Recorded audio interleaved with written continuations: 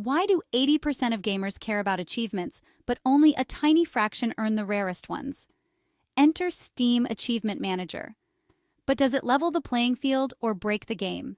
Steam Achievement Manager, or SAM, lets you unlock any Steam achievement with just a few clicks.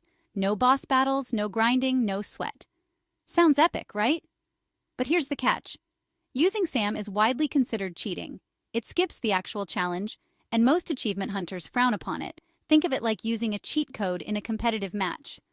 On the plus side, SAM can media, broken achievement notification on Steam, user fixing achievements with Steam Achievement Manager, fix broken achievements, save time on grindfests, or even unlock rewards from dead multiplayer games.